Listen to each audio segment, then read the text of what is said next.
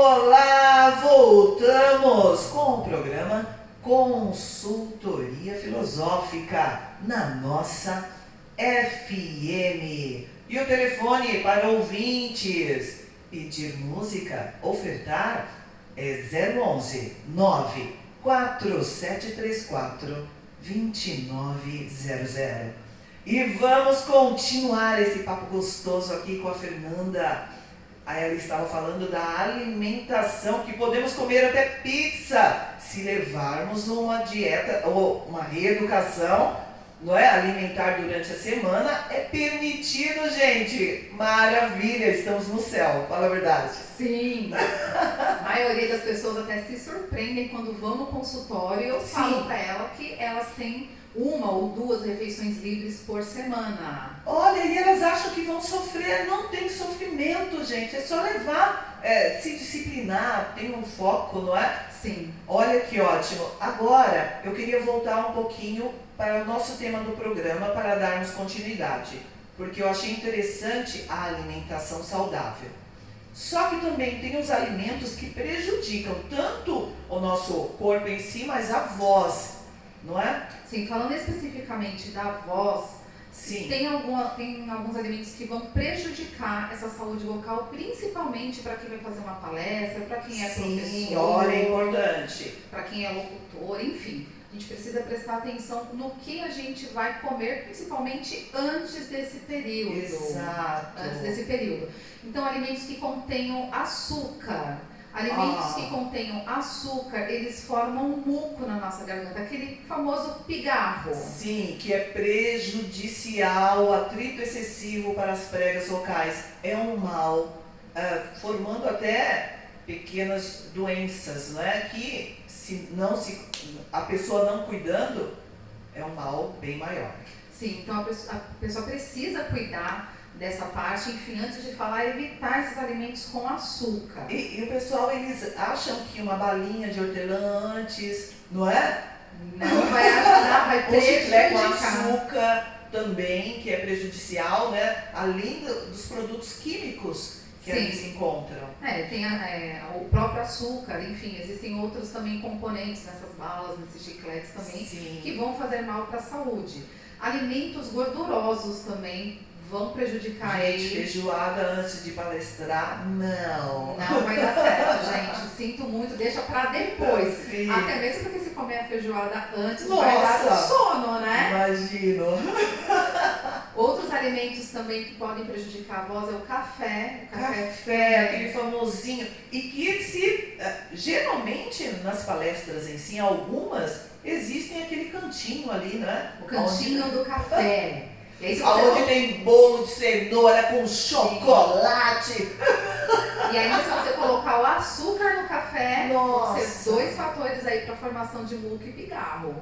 Então, com certeza aí, na hora que você for falar, com certeza você vai sentir uma certa dificuldade. E olha, é horrível, porque além desse barulho ser ruim, não é? Sim. No momento que a pessoa está falando, é prejudicial também, né, ao corpo. Sim, o ideal é, antes da pessoa fazer uma palestra, é ela tomar realmente água, hidratar a garganta com água, às vezes até tomar um chá quente, porque o chá também, como ele é uma bebida neutra, ele acaba tendo uma função adstringente também. Então fica lá numa água... Sem açúcar. Sem açúcar, o chá sem açúcar ou a água com certeza vai ajudar. É muito bom.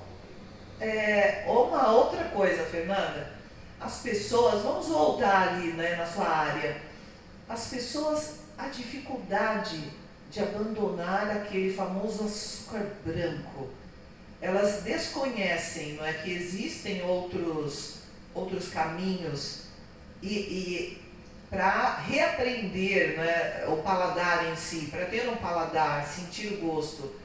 Eu escuto pessoas falando, nossa, detesto adoçante. Sim, na verdade o açúcar em si, o açúcar branco, aquele refinado, conhecido pela grande maioria das pessoas, ele realmente é prejudicial para a saúde como um todo. Para fazer essa troca, existem algumas pessoas que sofrem muito para poder fazer essa troca. Sim. Porém, é possível fazer essa troca do açúcar, por exemplo, por um adoçante. Tem algumas pessoas que elas não gostam do adoçante realmente e aí elas acabam optando por retirar o açúcar e não utilizar nada. Hoje em dia, nós temos opções no mercado que são opções de adoçantes mais saudáveis. Olha então, só. São os adoçantes naturais. Quais são eles? Estévia, xilitol e eritritol.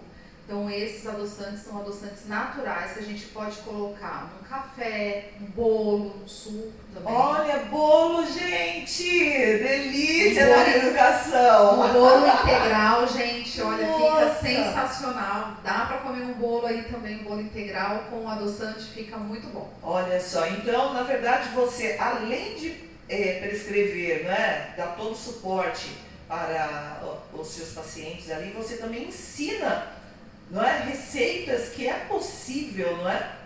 Sim, na verdade, assim, no tratamento em si, ele não fica apenas focado na questão do profissional montar um plano alimentar, entregar esse plano para o paciente ir para casa e voltar só daqui a um mês. Na verdade, é necessário no tratamento nutricional um suporte por fora, então, depois da consulta. Então, por exemplo, os meus pacientes, eles têm a exclusividade de estar dentro de um grupo onde eu passo informação para eles, eu passo receitas. É claro, tem as receitas que ficam lá no Instagram, mas os meus pacientes, por exemplo, eles recebem e-books com receitas que eles podem fazer em casa. Nossa, que bom! Então, sem desculpa! Eu ensino beabá, se precisar eu pego na mão e vou lá ajudar a fazer e mostrar que é possível. Gente, não, precisamos mais uma vez do seu telefone. Bom, vamos lá, gente. Meu telefone é 11 9 80 35 90 47. Olha só, mais uma vez. Então vamos lá, 11 9 80 35 90 47. Bom, então vamos continuar aqui. A parte do emagrecimento, ele precisa de uma avaliação, não é? É necessário. Você faz essa avaliação, ou seja, o tempo de avaliação. Então, isso vai depender muito do objetivo do paciente. Então, vamos lá. Para pacientes que têm problema com obesidade, sim, normalmente a duração do tratamento é maior, dependendo do caso, de 1 a 2 anos, né? Dependendo do caso do paciente. Tem pacientes, é claro, que querem perder menos peso, que não tem uma questão de peso tão importante, que o tratamento é num tempo menor. Mas tudo vai depender do objetivo. Por quê? De como ele vai seguir também, não é? Sim. Porque assim, o paciente, quando ele chega no consultório procurando um profissional nutricionista, a grande maioria das pessoas vão procurar um profissional nutricionista para emagrecer. E, na verdade, quando você chega no consultório, pelo menos nos meus atendimentos, o que eu faço? Eu vou avaliar a saúde desse paciente. Olha só o fator importante aí. Então, saúde. Não é só focar na questão do emagrecimento. Para a pessoa emagrecer, a gente, é claro, passa um cardápio para a pessoa, monta um plano alimentar para a pessoa seguir. Mas eu preciso de entender como que está o metabolismo dessa pessoa. Se ela tem deficiência de vitaminas, de minerais. Para isso, alguns exames, então. Exatamente. A gente precisa de avaliar se ele tem risco para diabetes, se ele tem risco para hipertensão. Nossa, é importante. Diabetes, hipertensão. Se ele tem risco para colesterol alterado. E tudo isso vai refletir não só no momento que ele procura o tratamento, mas também no futuro dele, né? Então, tudo isso a gente avalia dentro do tratamento nutricional. Sim, a hipertensão, diabetes, então, tendo uma alimentação... tem gente que só vai para emagrecer, pensa, não é? Nutricionista, emagrecer. Não, também faz um controle nessa parte. Sim, tem pacientes que até se surpreendem quando chegam no consultório e vê a minha lista meu pedido de exames, porque eu peço vários exames de várias vitaminas, vários minerais, peço alguns hormônios também para entender metabolicamente como esse paciente está, para a gente poder conduzir da melhor forma o tratamento dele. Olha, veja bem, eu tenho um problema de tireoide, que estou, né, a alimentação, trabalhando com isso, e melhorou muito. E tem muita gente sofrendo a tireoide em si, por desconhecer essa área da alimentação, de cuidados, quantidade, o que deve evitar, Você pode falar um pouquinho sobre isso? Então eu sempre falo o seguinte, que todo sinal é um sinal importante que o nosso corpo está demonstrando. Então, por exemplo, às vezes o paciente ele sente uma dor de cabeça. E aí ele sente essa dor de cabeça e ele acha que é comum. Ou muitas vezes ele sente uma dor no estômago, que ele associa que é uma gastrite, e ele acha que isso é comum.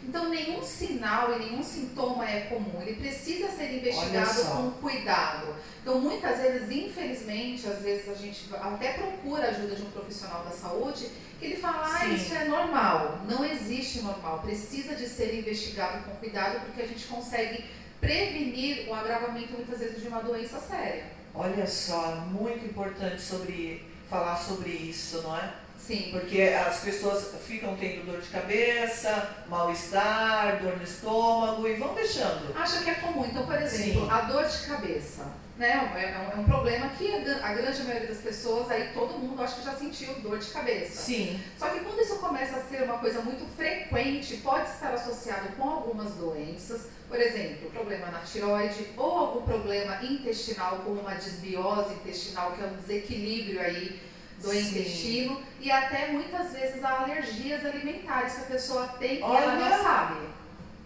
Nossa, muito interessante! Não, vamos passar para o próximo bloco, certo? Eu quero saber mais um pouquinho sobre isso. Vamos estar aqui com Fernanda Santos, nutricionista, na nossa FM.